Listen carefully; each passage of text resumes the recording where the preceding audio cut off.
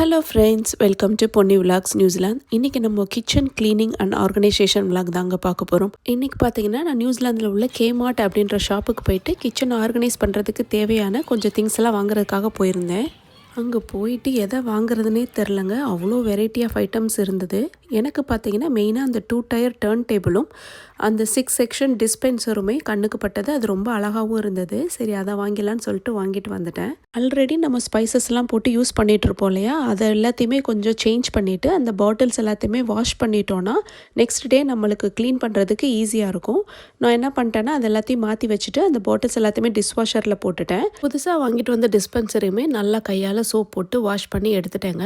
நம்ம டிஷ்வாஷரில் போட்டதுலேயுமே அங்கங்கே தண்ணி ஊட்டியிருக்கும். அதனால் அது எல்லாத்தையுமே சேர்த்து வெளியில் வச்சு சன்ட்ரை பண்ணி எடுத்துட்டேன். நெக்ஸ்ட் டே பார்த்தீங்கன்னா என்னோடய ஷெல்ஃப் எல்லாத்துமே வேக்யூம் போட்டாச்சு. இந்த வேக்யூம் பார்த்தீங்கன்னா ரொம்ப ஹேண்டியாக இருக்கும், ரொம்ப ஈஸியாக இருக்குது. இந்த மாதிரி ஷெல்ஃப்ல எல்லாம் அதுவும் அந்த கார்னரில் இருக்கிற டஸ்டெல்லாம் எடுக்கிறதுக்கு ரொம்பவே யூஸ்ஃபுல்லாக இருக்குது. ஷெல்ஃப்ஸ் எல்லாம் க்ளீன் பண்ணுறதுக்கு நானே ஒரு ஸ்ப்ரே ரெடி பண்ணேங்க. அதில் என்னென்ன ஆட் பண்ணேன்னு பார்த்தீங்கன்னா லெமன், பேக்கிங் சோடா, வினிகர், அப்புறம் கொஞ்சம் டிஷ்வாஷிங் லிக்விடு, அதுக்கப்புறம் ஃபுல்லாக வாட்டர் ஃபில் பண்ணி எடுத்துட்டேன். வினிகர், பேக்கிங் சோடா, லெமன் இதெல்லாமே பார்த்தீங்கன்னா ஆன்டி மைக்ரோபியல் ஏஜென்ட். அது பார்த்தீங்கன்னா மைக்ரோப்ஸ் ஏதாவது இருந்தாலும் கில் பண்ணிடும். அது போக ஏதாவது மார்க்கு, கரைகள் அந்த மாதிரி இருந்தால் கூட அதையுமே போயிடும்.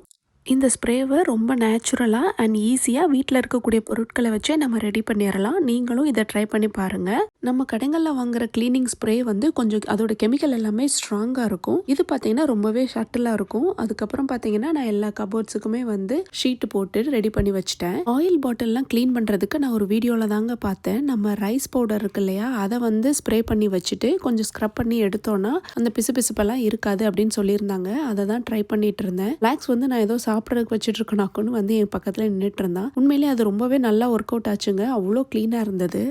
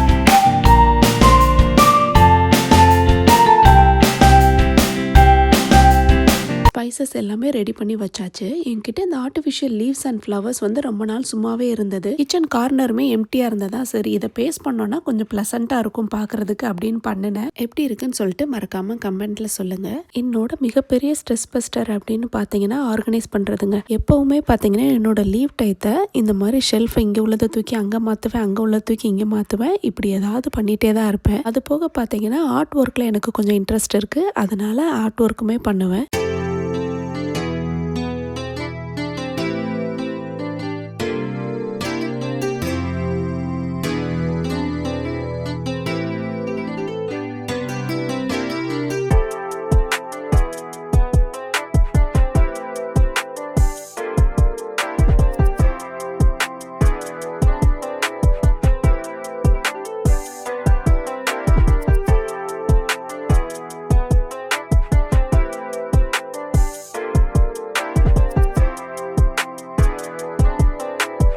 ஸ்பைசஸ்க்கெல்லாம் லேபிள் பண்ணிடலாம் அப்படின்னு சொல்லிட்டு தாங்க லேபிளிங் பண்ணிகிட்டு இருக்கேன். நம்மக்கிட்ட இந்த மிஷின் இருக்குது, ரொம்ப ஹேண்டியாக இருக்கும். நம்ம டைப் பண்ணோன்னா ஈஸியாக பிரிண்ட் அவுட் எடுத்து அப்படியே ஸ்டிக் பண்ணிடலாம். ஏன்னா கிச்சனில் பார்த்தீங்கன்னா ஹஸ்பண்டுமே சமைப்பாங்க, என்னோட பெரிய பையனுமே சமைப்பான். அவங்க ஈஸியாக ஐடென்டிஃபை பண்ணுறதுக்காக எல்லா ஸ்பைசஸுக்குமே லேபிளிங் பண்ணிட்டேன்.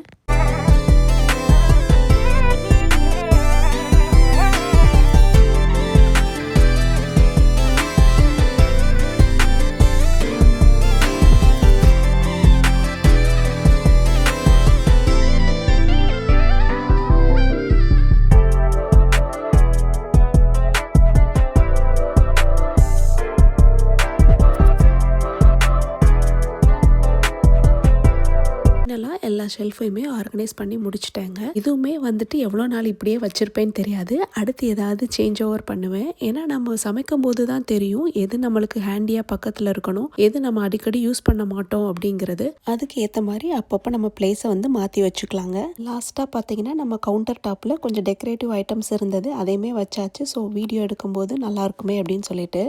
இந்த வீடியோ உங்களுக்கு பிடிச்சிருந்தா மறக்காமல் லைக் பண்ணுங்கள் அண்ட் சப்ஸ்கிரைப் பண்ணுங்கள். இன்னொரு இன்ட்ரெஸ்டிங்கான வீடியோவில் சந்திக்கலாம். தேங்க்ஸ் ஃபார் வாட்சிங்.